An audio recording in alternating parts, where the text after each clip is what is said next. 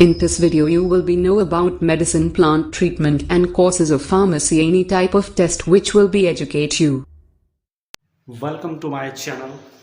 My YouTube channel name is Dr. Seven Pharmacy, and now we will going to study about antibiotic. What is antibiotics? Now we have sample as like this. Thus, this is the topic. Today we will discuss about azithromycin 500 mg. We will know about side effect, review, doses, and what is the effect in our bodies of this medication, and what is the treatment we should appropriate doses we can treat them in persons, and any person appropriate dose we are recommended, and it should what should be taken by medicine. तो आज हम सबसे पहले जानकारी प्राप्त करेंगे एक नया मेडिसिन को लेकर के आए हैं. आप देख रहे हैं हमारे हाथ में है एजिथ्रोमाइसिन का ये टैबलेट. ठीक है, ए बॉक्स में आता है जिसमें से 3 टैबलेट रहते हैं. ठीक है, आज हम दवा के बारे में बताएंगे. एक एंटीबायोटिक क्या है, एंटीबायोटिक किसे कहते हैं. ठीक है, और देख रहे हैं इसमें 3 टैबलेट है और ये दवा का इसमें डाला हुआ रहता है. 3 ही टैबलेट मेनली इसमें आता है. टैबलेट का नाम है एलिज़ेव, यानी एजिलेव 500 mg. ठीक है, तो हम इसके बारे में जानेंगे. इसमें आप देख रहे हैं हमारे बोर्ड में लिखा हुआ है एंटीबायोटिक. एंटी किसके विरुद्ध? बायोटिक के बारे में. एंटी मतलब विरुद्ध, और बायोटिक, बायोटिक का मतलब होता है किसी भी बैक्टीरिया. ठीक है, बायोटिक का मतलब हुआ, in other word we can known as micro organism.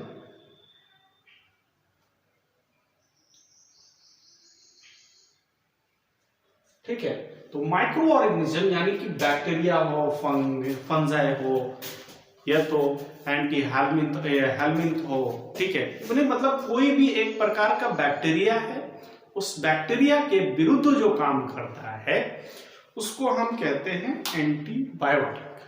ठीक है, हमें कुछ जानना पड़ेगा इसके लिए, एंटीबायोटिक के लिए, क्योंकि ये बहुत ज्यादा जरूरी होता है कि एंटीबायोटिक है क्या.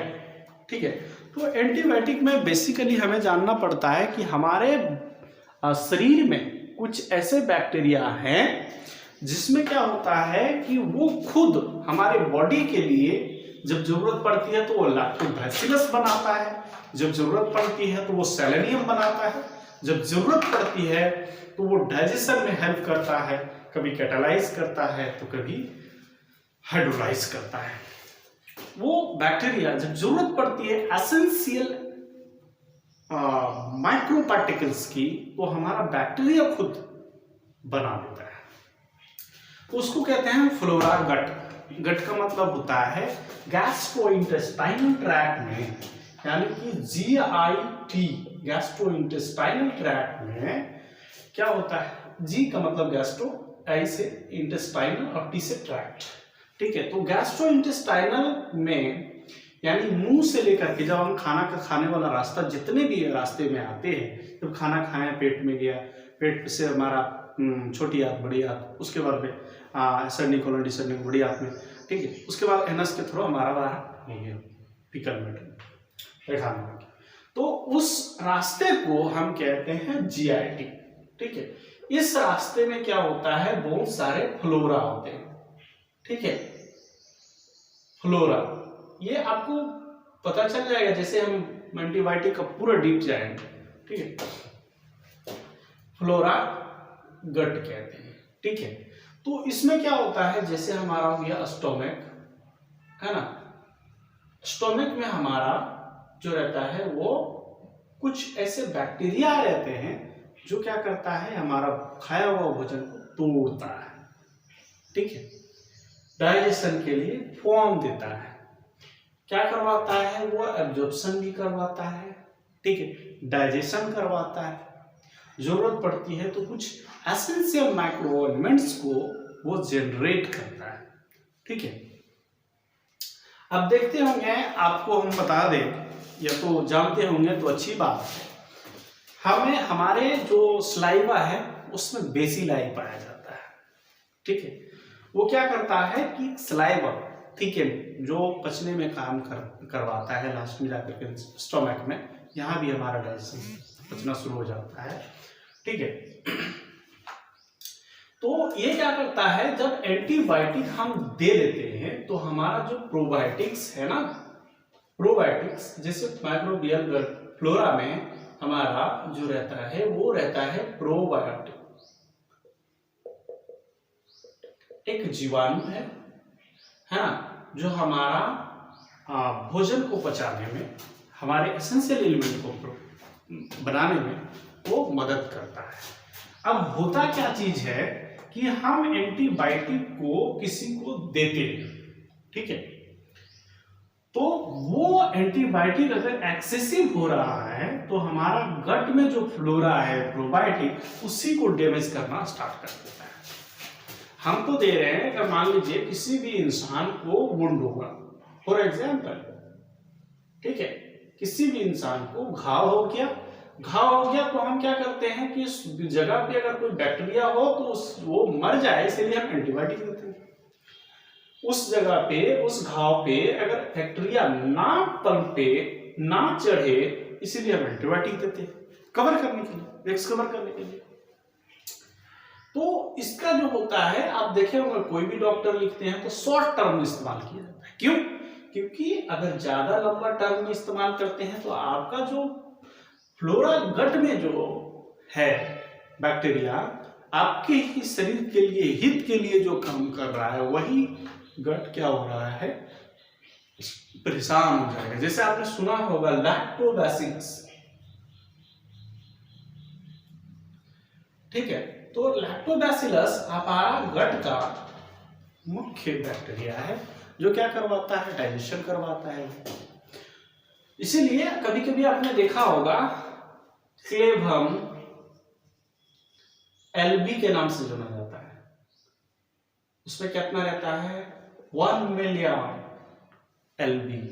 ठीक है, कभी कभी लैक्टोबैसिलस का ही दवा चलाया जाता है, डॉक्टर लिखते इसलिए लिखते हैं क्योंकि जो हम दवा चला रहे हैं वो हार्ड है, और वो हार्ड दवा क्या करेगा, इसको हमारा फ्लोरा जो बैक्टीरिया है, लैक्टोबैसिलस जो बैक्टीरिया हमारे यहाँ काम कर रहा है, उस बैक्टीरिया को नष्ट कर देगा, हाथ तक पहुंचाएगा। क्योंकि किसके विरुद्ध हम दवा दे रहे हैं, बायोटिक्स यानी माइक्रो ऑर्गेनिज्म, माइक्रो ऑर्गेनिज्म यानी सूक्ष्म जीव।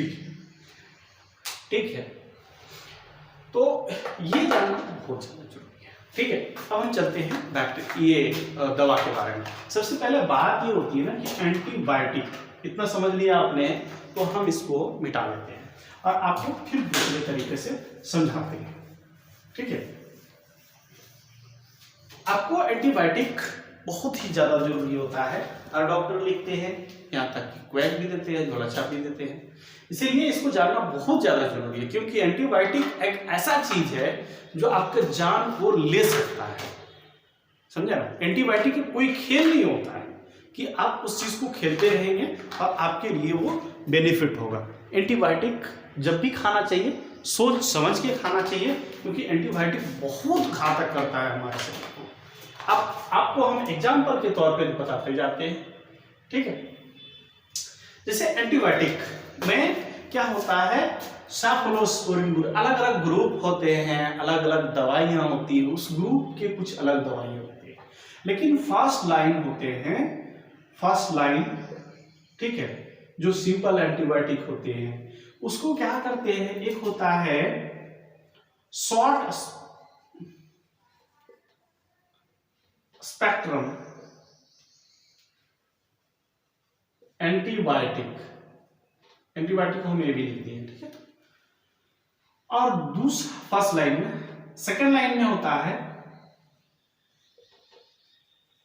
सेकेंड लाइन में रहता है ब्रॉड स्पेक्ट्रम, स्पेक्ट्रम एंटीबायोटिक। ठीक है।